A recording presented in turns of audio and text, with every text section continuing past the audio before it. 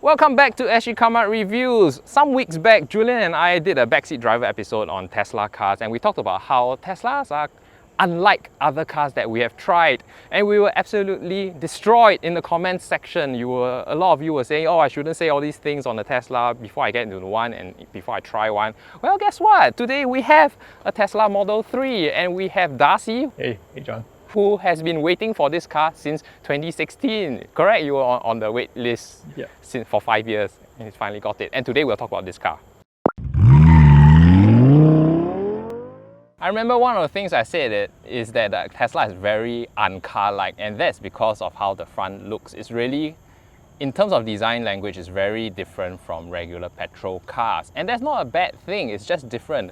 I mean, if you follow Elon Musk, he applies first principles thinking. You break down things to its most essential essence and then you build it up. So when he was building essentially an electric vehicle, it was just 4 wheels and a platform. And did the platform need to look like cars that came before it? No. So he designed it this way. And it's just different. It's okay to feel that this looks different from regular cars. And from the side profile, this is a very sleek and sporty looking car. And if you think that this color looks quite like the Mazda's Soul Red Crystal, you're not wrong, but this is not the standard Tesla red that you get for $3,000. Darcy actually specially wrapped his car. It's a beautiful red. He needs to let me know his contact. Anyway, talking about how Teslas are un-car-like, I would say they deviate from the norm because you see, for 360-degree cameras, they installed it here and here. For regular cars with 360-degree cameras, they usually mount it somewhere here. So it's just slightly different. Nothing wrong, it's just different. And speaking of the design, maybe it's quite sleek and aerodynamic, and to help aerodynamics, they designed the door handle like that. Again, I would prefer regular car door handles. You know, there's a design term called affordance. The moment you look at something, you know what to do with it. Regular door handles, you know that you're supposed to grab and do this. But for this, some people's first instinct might be to plug it this way. Some people might be pressing it this way until you realize that you're supposed to do this. And you know, if you're right-handed, you don't open the car door like that, right? You try to do this. So when you're on the left side of the car, you have to open it with your left hand. Yeah, and it only kind of works when you're approaching the car from behind. If you're approaching the car from the front, you can't do this. You have to open the car door like that. Yeah, so there's only one good angle, which is from the back, and using when you're on the left side, use your left hand. When you're on the right side, use your right hand. But Darcy told me you could also do this. See? These are things you wouldn't know until you own the car for quite some time. I'm pretty sure some Tesla owners might not even know that you can do this, because there's no affordance here to tell you what the door handle does. I have spent 2 minutes talking about door handles. Please respect that. In the front seat of the Tesla Model 3, again, it's very un-car-like because where are the physical buttons? There are none. Everything is controlled via this screen here. The good thing about this screen is it's very responsive. It's like iPad Pro. Everything looks very crisp and there's no lag. So props to Tesla. I think, if I'm not wrong, they manufacture their own chips and they put it in here, and the likes of Toyota and VW would probably say that this technology will not be available to them for at least the next 2-3 years, because none of their suppliers are actually this advanced when it comes to in-car infotainment computing power. Why do I say it's un-car-like? Because there are no physical buttons that I can see, except for these two knobs here and maybe the levers here. Something as traditional as a glove box, how do you open it? There's no grab handle here. You actually have to open it via the tablet in front.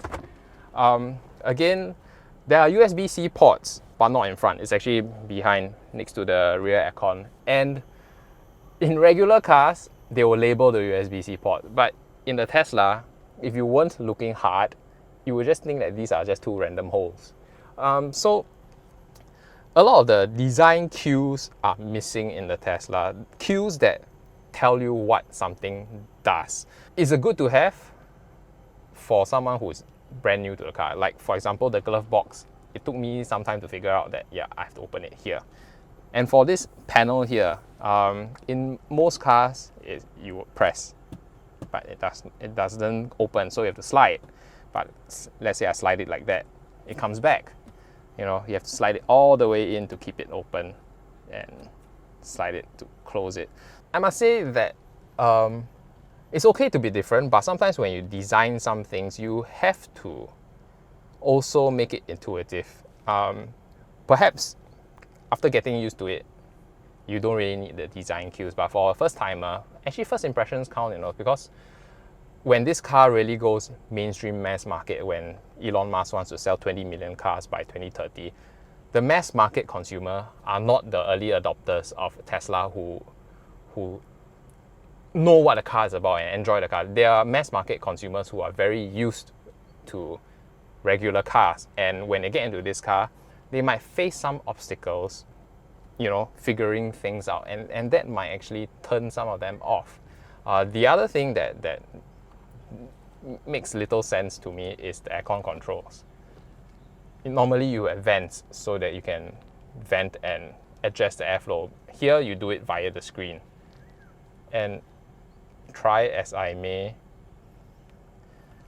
because everything is virtual, there's this sense of you have to trust that the air is being directed where you think your face is versus the very immediate response you get from a vent. Again, if you're an early adopter of Tesla, you appreciate Tesla as a company and what they do and the technology that they give. Some things like this might be cool to you.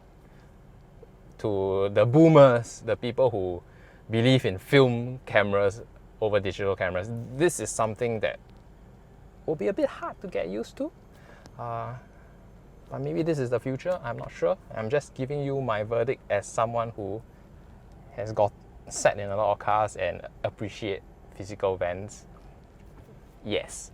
But all in all, the cabin is very clean, it's very neat, it's very futuristic. Yes, let's go drive this thing now with Darcy in the wheel because it's his precious darling car. So I'll let him talk about how it feels driving in the car, and I'll let you know how it feels in the passenger seat. Let's go!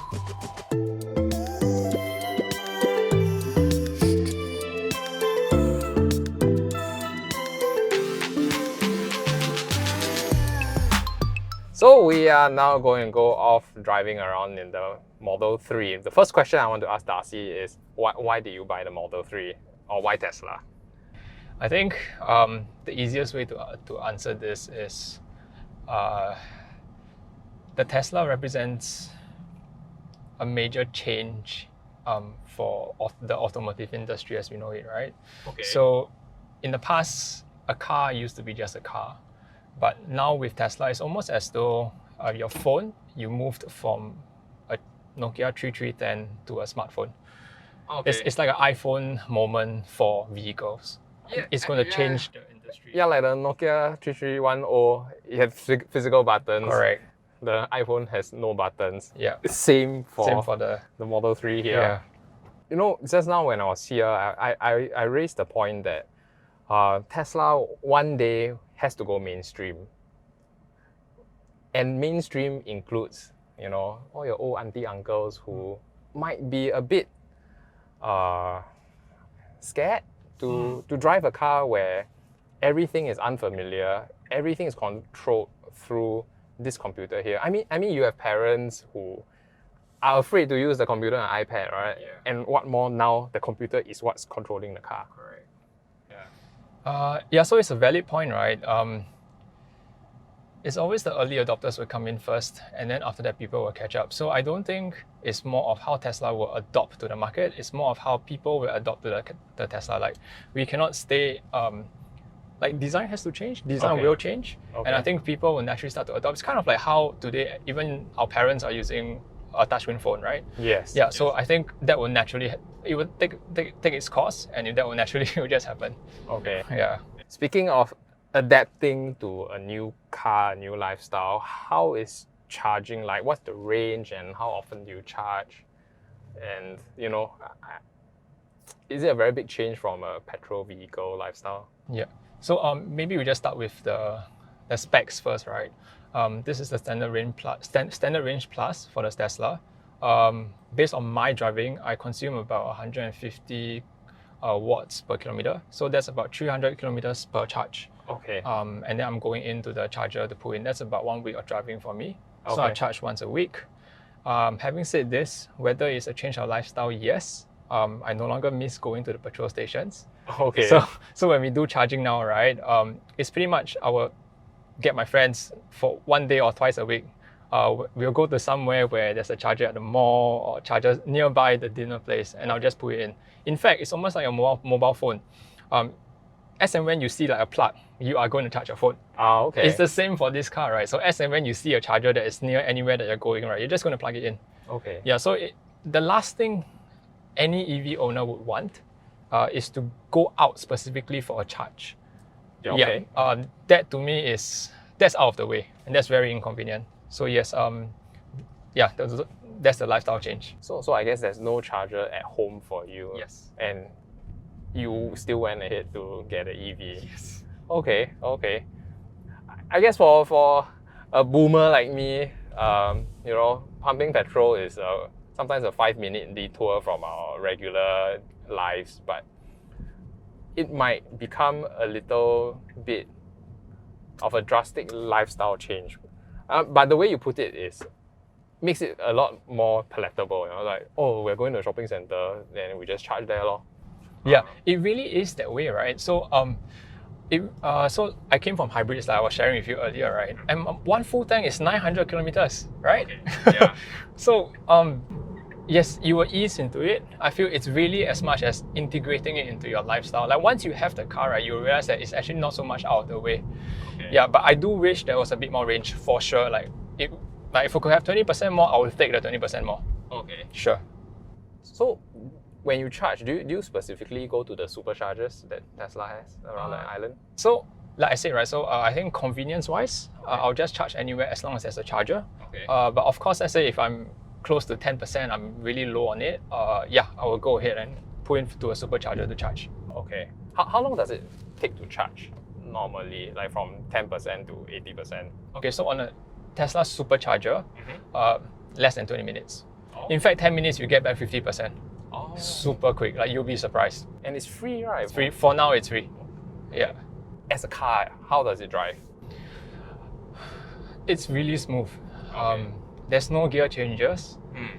It's very responsive.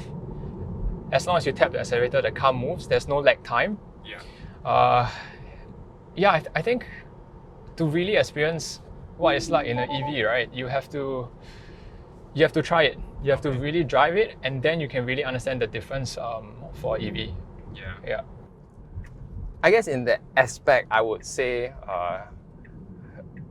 the way it accelerates is very linear, as with most EVs. Yeah. Yeah. It's linear and instant. So like, let's say, Yeah. you get what I mean? So like, you just need to, The instant torque. it's there, like it's very responsive. So like even here, right, I'm going to put in autopilot. I'm going to slow down traffic a bit because I'm going to let it do it slowly. But the car is going to do the full turn by itself. I'm just going to let it do it. So actually, it's going at quite a decent speed. Any driver would have taken it at this speed, and the car is doing it by itself. I'm watching everything. I'm making sure that the car is fine. And also, I think you have to understand FSD first, like full self-driving, to really get a feel of how the car will go. Okay. Oh, it's quite interesting. Correct. So once it's one straight line, right, it means I'm on FSD, which is full self-driving. So my merge now should be quite okay because there's no traffic. It's just going to take it. Yeah. Do you have to signal to merge? Yes, you have the signal to merge. So for people who don't know, FSD is full self-driving. And now is this considered stage 2, level 2? On paper, it's stage 2. Okay. Correct. But whether the car is capable to do more, it's definitely capable to do more. It's just that for now, whatever that we have is more or less level 2 autonomy. Okay. Yeah. So, he doesn't have his foot on the accelerator or the brake. And basically the car is steering itself, but you have to keep your hands on the wheel. So there needs to be some pressure for safety. Like you don't want to be doing like using your phone while driving, right? So they just need to make sure that your hands are on the wheel. So the wheel is actually very locked. Oh, it's locked. Unlike a normal level 2 autonomy vehicle, Okay. you can change the lane and the car continues, right? I'm going to do a lane change here. Oh. Yeah. There you go. So for a normal car, the design thought process for the manufacturer was always, how can I assist the driver in driving? Okay. Okay, so they design it such that the driver is always present. Okay. But whereas for a Tesla, the problem statement is different. They went ahead and say, okay, how can we let the car drive itself? Okay. So when a Tesla takes over, right, it's either you are driving or Tesla is driving. There's no in between. Okay. If I take over now and I change the lane, right, I have to cancel away autopilot or FSD. Okay. I cannot keep it enabled. Okay. Yeah. So now when you're on the expressway, do you just switch on FSD? If I'm not in a rush, Okay. I'll just put on FSD. And so I did a full range test on my own YouTube channel the other day, right? So it was an 8-hour drive the whole day. I wasn't even tired because the car was doing most of the driving. Oh, Yeah. okay, And okay. it's a very different experience, right? Like I can talk to you now and feel safe, you know. Okay. Like I can look at you and trust the car to know that if something Yeah. happens in front, it's going to slow down. I think the difference between the boomer and you is that you are so comfortable. I'm like, stop looking at me. Look at the road. Correct. So it takes time to get used to it. It's like almost as though one day your kid grows up, right, and they start driving the car. The first few times they drive, right, you're gonna shit your pants, right? Yeah. But over time, as they learn to drive, you start to let go. Okay. So I know my car's limitations. So just now when there was a bus and there was another car coming behind, you see me getting prepared at any point in time because I know they're going to have a bit of trouble. Okay. So I'm prepared for it. So I had recently had a nice podcast with a chip designer. So he was saying that with Tesla AI Day, when they talk about them designing their own chips to build their own supercomputer, they were essentially telling the world just how difficult full self-driving is, a problem to solve. Okay. Yeah. So who else is building their own supercomputer to solve vision-based full self-driving? Like no one else is doing it. Yeah. Correct. So it's also telling the world that, hey, you know, the problem at hand is actually quite difficult to solve. Okay. So that's it for our, I wouldn't say a car review, but more like an owner experience of what it is like owning and driving a Tesla Model 3. And Darcy has his own YouTube channel. What is it? So it's Tesla Astronaut on YouTube, and if on Twitter you can find me at DarcyDS. Yes. His links will be in the description box below. Yeah, and yes, thank you for watching. Don't forget to like and subscribe to our channel and hit the bell notification icon so you'll be notified every time we upload something new. And let us know what you think of the Model 3 and more importantly, FSD. You know, do you believe in it? Do you not believe in it? I mean, I had a good experience sitting in this car, letting it drive itself. Yeah. Thank you for watching. We'll see you next time. Bye-bye.